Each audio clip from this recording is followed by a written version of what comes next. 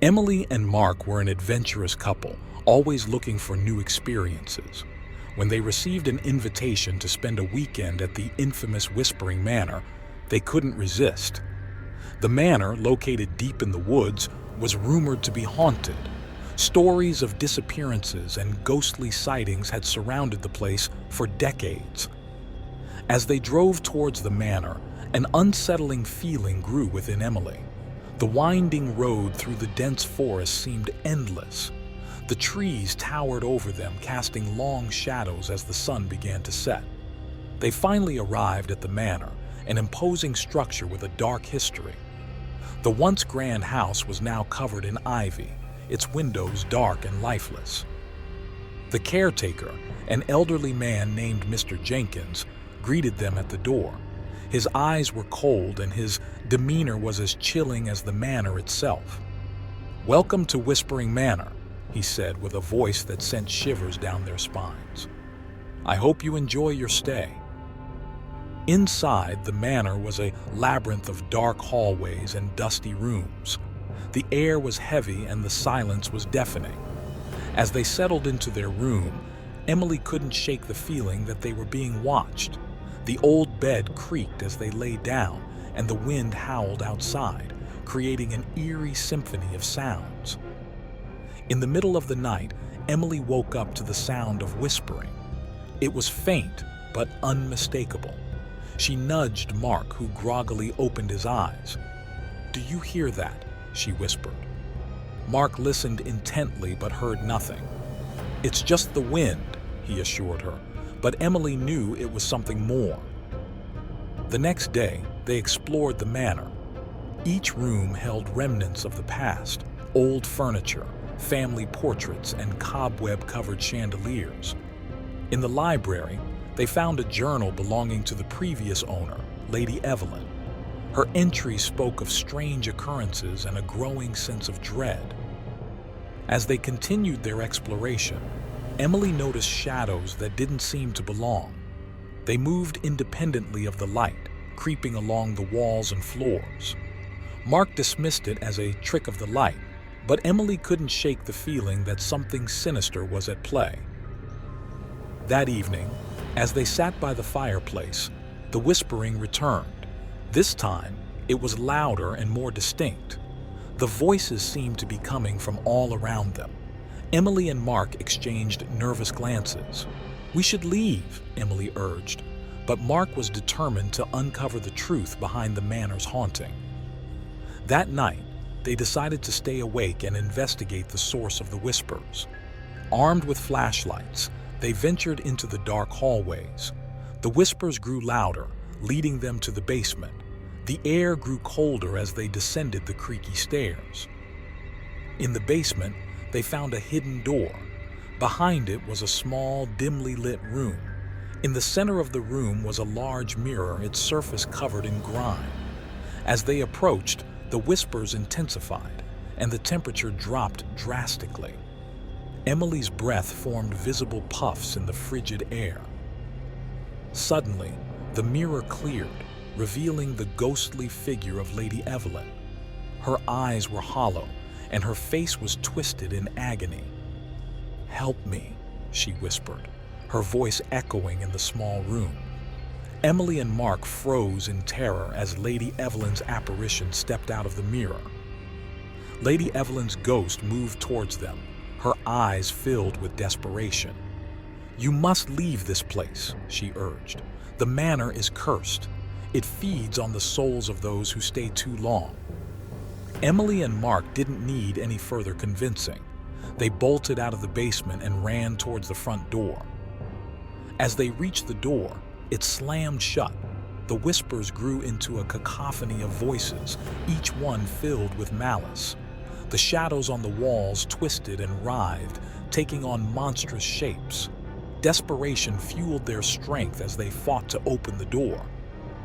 Just when they thought all hope was lost, Mr. Jenkins appeared. His cold eyes were now filled with an eerie light. "You cannot leave," he hissed. "The manor has claimed you." Emily and Mark pushed past him, their fear giving them the strength to break free. They burst out of the manor and into the night, the whispers and shadows chasing them. They didn't stop running until they reached their car. As they sped away, the manor loomed in the rearview mirror, its dark silhouette a reminder of the horrors they had faced. Back in the safety of their home, Emily and Mark tried to move on from their terrifying experience, but the whispers never left them. Late at night, when the house was quiet, they could still hear Lady Evelyn's voice, warning them of the curse that would haunt them forever. Whispering Manor stood silent once more, its dark history shrouded in mystery.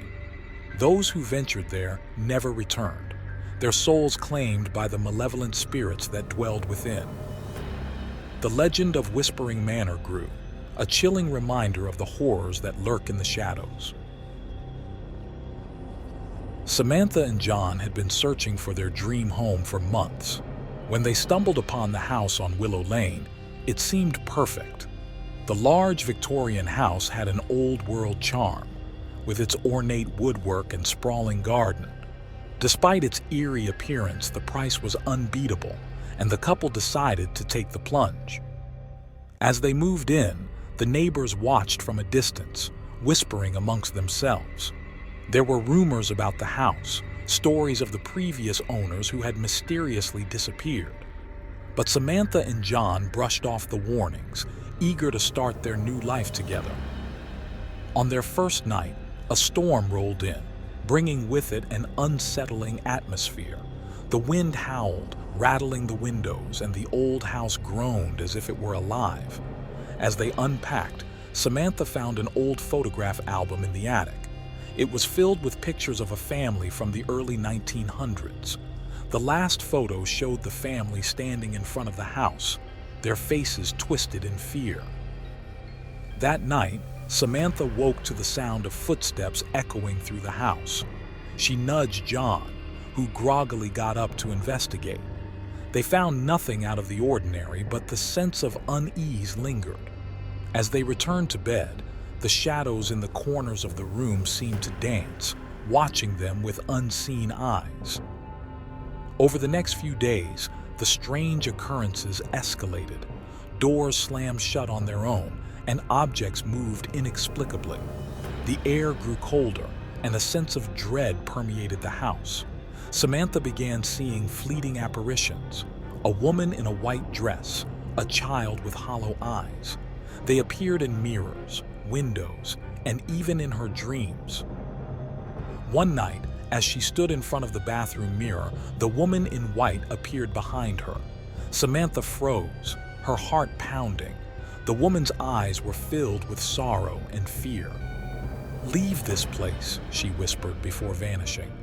Samantha's blood ran cold, and she knew they had to find out what had happened in the house.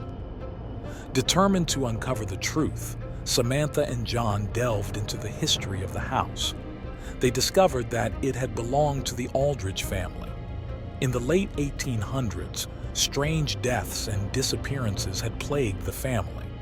The last entry in the town records was about the tragic death of Elizabeth Aldridge, who had drowned in the garden well. As they dug deeper, they found an old diary hidden in the attic. It belonged to Elizabeth. Her final entries spoke of dark rituals, shadowy figures, and a curse that had befallen their family. "The house is alive," she wrote. "It feeds on our fear and sorrow." That night, the hauntings intensified. The temperature plummeted, and the house was filled with the sounds of whispers and cries.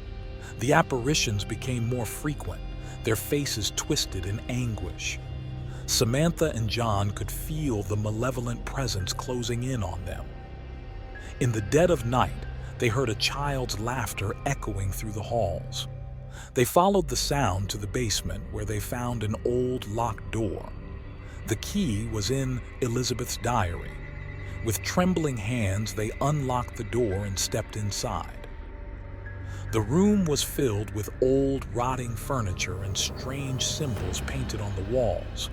In the center was the well, covered in dust and cobwebs. As they approached, the air grew colder, and the whispers grew louder. Suddenly, the well cover flew off, and a dark, shadowy figure emerged.